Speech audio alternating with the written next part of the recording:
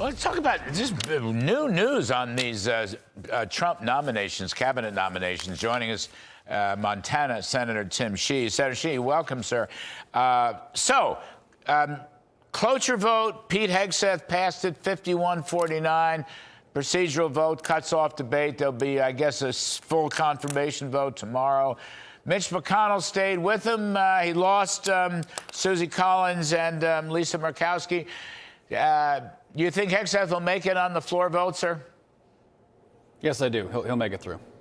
What's the issue right now? I mean, he's been up and down, and they've tried to smear him, and he's a strong guy. He's not the guy he was 10 or 12 years ago. I know him very well. He's a brilliant guy.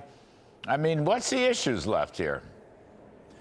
Well, I mean, you've seen this movie before, Larry. We all have. If you're a prominent conservative for any office in the land, the Democrats have a coordinated smear campaign with their friends in the press. I mean, of course, they've been holding on to these new special memos that I was able to read yesterday, behind closed doors in the Armed Services room. And of course, they've been holding those for a last-minute ambush that's been planned all along. They did it to Clarence Thomas. They did it to Brett Kavanaugh. They're doing it to Pete.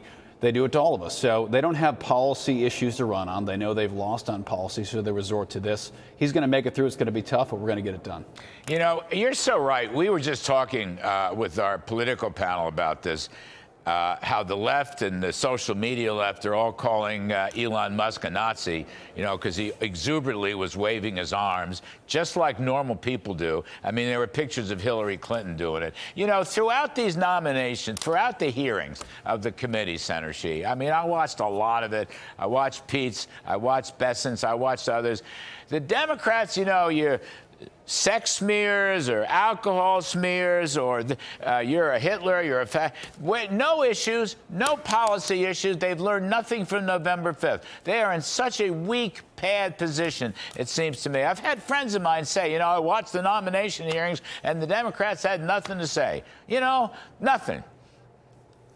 That's exactly right, and that's why they lost on November 5th, Larry. I mean, that is why. They have no message, and their message is if you disagree with them, you're a racist, you're a transphobe, right, you're a homophobe, you're a xenophobe, whatever it is, pick your phobia.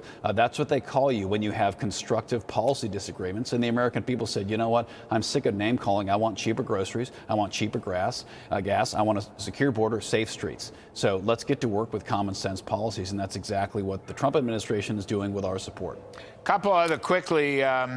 John Ratcliffe passed bipartisan vote. My friend Ratcliffe going to be CIA. I think that's terrific. How's Scott Bessent going to do, Senator Sheehy? I think he'll be fine as well. Of course, we're seeing every last-minute procedural objection that can possibly be conjured up to slow this down. I think he's going to make it. I think, for the most part, everyone's going to make it through. There's going to be some fights. We know they're gearing up to fight us on Tulsi, whom I know personally. I think we're going to be able to get her across the line. But it's going to be a fight. But the next 3 weeks are going to be very interesting. But we're going to get this cabinet in place because we have a lot of work to do, and we got to get these people in the office carrying out our agenda as soon as possible. I don't have much time, Senator. Tulsi Gabbard, she's going to make it. I know you're a supporter. She's going to make it? I hope she's going to make it. She's got my support. We're pushing for her. All right. Senator Sheehy, you're terrific, sir. Thank you.